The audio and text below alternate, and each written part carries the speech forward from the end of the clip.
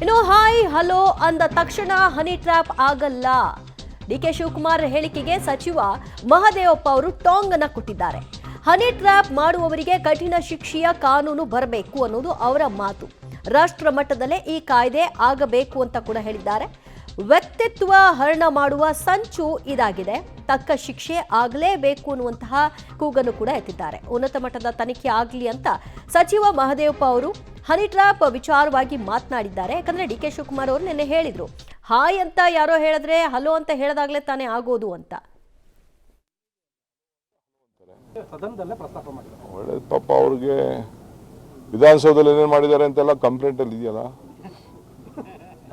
ಪಾಪ ಅವ್ರು BJP ಅವರೇ ಅದೇನೋ ಹೇಳ್ತಿರಲ್ಲ, ಪಾಪ ಅಶೋಕ್ ಏನೋ ಆಯ್ತು, ಯಡಿಯೂರಪ್ಪನವರೇ ಆಯ್ತು ಅಂತ ಏನಾರು ಮಾತಾಡ್ತಿದಾರಲ್ಲ, ಅದೇನೋ ಇರ್ಲಿ ಪಾಪ ಅವ್ರು ನೋವು ಅವ್ರು ಹೇಳ್ಕೊಂಡಿದ್ದಾರೆ, ಮಾಡೋದು ಉಣ್ಣೋ ಮಾರಾಯ.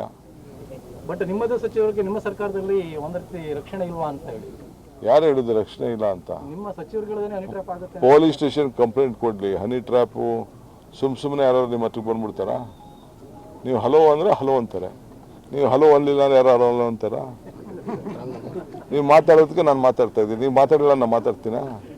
ನೀವು ವಿಶ್ ಮಾಡಿದ್ರೆ ನಾನು ವಿಶ್ ಮಾಡ್ತೀನಿ, ನೀವು ವಿಶ್ ಮಾಡಲಿಲ್ಲ ನಾನು ವಿಶ್ ಮಾಡ್ತೀನ? ಈ ಥರ ಹನಿ ಟ್ರ್ಯಾಪ್ ಅನ್ನೋದು ಒಂದು ಖಾಸಗಿ ಜೀವನದ ಗೌಪ್ಯತೆಯನ್ನು ಹಾಳು ಮಾಡುವಂಥ ಒಂದು ವ್ಯವಸ್ಥಿತವಾದ ಸಂಚು ಮತ್ತು ವ್ಯಕ್ತಿ ಅಥವಾ ವ್ಯಕ್ತಿಗಳ ಚಾರಿತ್ರ್ಯ ಹರಣ ಮಾಡ್ತಾ, ವ್ಯಕ್ತಿತ್ವವನ್ನು ಹಾಳು ಮಾಡ್ತಾ ಮತ್ತು ಅವರನ್ನು ಶೋಷಣೆ ಮಾಡುವಂಥ ಒಂದು ವ್ಯವಸ್ಥಿತವಾದಂಥ ಪಿತೂರಿ. ಇದು ಈ ನೆನ್ನೆದೇ ಅಲ್ಲ, ದಶಕಗಳಿಂದ ಈ ಥರದ್ದು ಇದೆ. ದೇಶದಲ್ಲಿ ಭದ್ರವಾದಂಥ ಒಂದು ಕಾಯ್ದೆಯನ್ನು ತರಬೇಕು. ಹನಿ ಟ್ರ್ಯಾಪ್ ಬಗ್ಗೆ ಈ ಥರ ಒಂದು ವ್ಯವಸ್ಥಿತವಾದಂಥ ಪಿತೂರಿ ಮಾಡುವ ಗುಂಪುಗಳಿದ್ದಾವೆಲ್ಲ, ದುರುದ್ದೇಶದಿಂದ ಕೂಡಿರುವಂಥ, ವ್ಯಕ್ತಿ ಹರಣ ಮಾಡುವಂಥ, ಚಾರಿತ್ರ್ಯ ಹರಣ ಮಾಡುವ ಮತ್ತು ಶೋಷಣೆ ಮಾಡುವ ದುರುದ್ದೇಶಪೂರಿತವಾದಂಥ ಒಂದು ವ್ಯವಸ್ಥಿತವಾದಂಥ ಪಿತೂರಿ ಇದೆಯಲ್ಲ, ಯಾರೇ ಮಾಡಿರಲಿ. ಅದರ ಜೊತೆಗೆ ಇದು ಖಾಸಗಿತನದ ಗೌಪ್ಯತೆ ವಿಷಯ. ಸಂವಿಧಾನದಲ್ಲಿ ಖಾಸಗಿತನದ ಬದುಕಿನ ಹಕ್ಕಿನ ಅದರ ಉಲ್ಲಂಘನೆ. ಅದಕ್ಕೆ ಕೇಳಪ್ಪ ಅದಕ್ಕೆ ರಾಷ್ಟ್ರವ್ಯಾಪ್ತಿ ಒಂದು ಕಾಯ್ದೆ ತಂದು ಇಂಥ ಒಂದು ಕೆಲಸ ಮಾಡುವಂಥವ್ರು ಯಾರಿಗೇ ಇದ್ರೂ ಉಗ್ರವಾದಂಥ ಕ್ರಮ ತೊಡಕ್ಕೆ ಕಾಯ್ದೆಗೆ ಬಲ ಬರೋ ರೀತಿಯಲ್ಲಿ ಕಾಯ್ದೆ ದೇಶದಲ್ಲಿ ತರಬೇಕು, ರಾಜ್ಯಗಳು ತರಬೇಕು ಅನ್ನೋದು ನಮ್ಮದು ಒತ್ತಾಯ.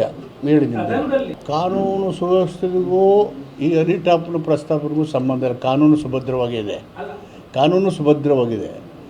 ಅವರು ಮಂತ್ರಿಗಳೇ ಅವರು ಹೇಳಿದ ಮೇಲೆ ಮತ್ತಷ್ಟು ಮಾಹಿತಿ ಪಡೆಯೋಣ ನಮ್ಮ ಪ್ರತಿನಿಧಿ KP ನಾಗರಾಜ್ನಿಂದ. KP ನಾಗರಾಜ್, ಕಠಿಣ ಶಿಕ್ಷೆ ಆಗಬೇಕು, ಕಠಿಣ ಕಾಯ್ದೆ ತರಬೇಕು ಅಂತೆಲ್ಲ ಹೇಳ್ತಾ ಇದ್ದಾರೆ.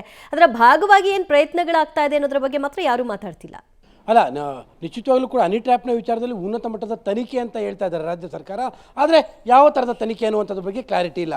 ಈಗ ಮಗದೊಂದಾಗಿ ಡಾಕ್ಟರ್ S.C. ಮಹದೇವಪ್ಪನವರು ಹೇಳ್ತಾ ಇರುವಂಥದ್ದು ಕಠಿಣವಾದಂಥ ಕಾಯ್ದೆಯನ್ನು ರಾಷ್ಟ್ರ ವ್ಯಾಪ್ತಿಯಲ್ಲಿ ತರಬೇಕು ಅಂತ. ಅವರು ಕರ್ನಾಟಕದ ಮಟ್ಟಿಗೆ ಹೇಳ್ತಾ ಇಲ್ಲ. ಯಾಕೆಂದರೆ ದಿವ್ಯಾ ಅವರ ಪ್ರಕಾರವಾಗಿ ಹನಿ ಟ್ರ್ಯಾಪ್ ಅನ್ನುವಂಥದ್ದು ಒಂದು ರೋಗದ ರೀತಿಯಲ್ಲಿ ಆಗೋಗಿದೆ. ಕೇವಲ ಪಾಲಿಟಿಕ್ಸ್ನಲ್ಲಿ ಮಾತ್ರ ಅಲ್ಲ, ಇಂಡಸ್ಟ್ರಿಯಲಿಸ್ಟ್ ಆಗಿರ್ಬೋದು ಅಥವಾ ಬೇರೆ ಬೇರೆ ಕ್ಷೇತ್ರಗಳಲ್ಲೂ ಕೂಡ ಇದು ಭಾಳ ದೊಡ್ಡ ಮಟ್ಟದಲ್ಲಿ ನಡೀತಾ ಇದೆ. ಹೀಗಾಗಿ ಕಠಿಣವಾದಂಥ ಶಿಕ್ಷೆ ಆಗದ ಹೊರತು ಈ ಹನಿ ಟ್ರ್ಯಾಪ್ ಅನ್ನುವಂಥದ್ದು ನಿಲ್ಲೋದಿಲ್ಲ. ಈ ಎಲ್ಲದರ ಹಿನ್ನೆಲೆಯಲ್ಲಿ ರಾಷ್ಟ್ರ ವ್ಯಾಪ್ತಿಯಲ್ಲಿ ಈ ಹನಿ ಟ್ರ್ಯಾಪ್ನ ವಿಚಾರದಲ್ಲಿ ಕಠಿಣ ಶಿಕ್ಷೆಯ ಕಾಯ್ದೆ ಜಾರಿಯಾಗಬೇಕು. ಈ ನಿಟ್ಟಲ್ಲಿ ಕೇಂದ್ರ ಸರ್ಕಾರ ಯೋಚನೆ ಮಾಡಬೇಕು ಅನ್ನುವಂಥದ್ದು ಮಹದೇವಪ್ಪನವರು ಹೇಳ್ತಾ ಇರುವಂಥದ್ದು.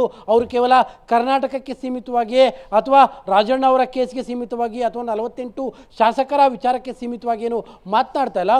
ಓವರಲ್ ಆಗಿ ಇಡೀ ಸಮಾಜದಲ್ಲಿ ನಡೀತಾ ಇರುವಂಥ ಹನಿ ಟ್ರ್ಯಾಪ್ನ ಬಗ್ಗೆ ಮಹದೇವಪ್ಪನವರು ಇವತ್ತು ತಮ್ಮ ಧ್ವನಿಯನ್ನು ಎತ್ತಿರುವಂತಹದ್ದು. Divya, thank you KP Nagaraj ನಿಮ್ಮೆಲ್ಲ ಮಾಹಿತಿಗೆ. ಸದ್ಯ ಎಲ್ಲರೂ ಕೂಡ ಹನಿ ಟ್ರ್ಯಾಪ್ ವಿಷಯವಾಗಿ ಮಾತನಾಡ್ತಾ ಇದ್ದಾರೆ. ಈಗ ಸಾಮಾನ್ಯವಾಗಿ ಈ ವಂಚನೆ ಪ್ರಕರಣಗಳು ಬಂದಾಗ ನಾವೇನು ಹೇಳ್ತೀವಿ, ಮೋಸ ಹೋಗೋರಿರೋವರೆಗೂ ಮೋಸ ಮಾಡೋರು ಇದ್ದೇ ಇರ್ತಾರೆ ಅಂತ. ಈಗ ವಂಚನೆ ಈ ಹನಿ ಟ್ರ್ಯಾಪ್ಗೆ ಒಳಗಾಗೋರು ಇರೋವರೆಗೂ ಹನಿ ಟ್ರ್ಯಾಪ್ ಮಾಡೋರು ಕೂಡ ಇರ್ತಾರೆ. ಎರಡೂ ಸೈಡಲ್ಲೂ ನೋಡ್ಬೇಕಲ್ವಾ. ಅದನ್ನ ಬಿಟ್ಟು ಮಾಡಿರೋರ ಬಗ್ಗೆ ಮಾತ್ರ ಇಲ್ಲಿ ಎಲ್ಲರೂ ಕೂಡ ಚರ್ಚೆಯನ್ನ ನಡೆಸ್ತಾ ಇದ್ದಾರೆ.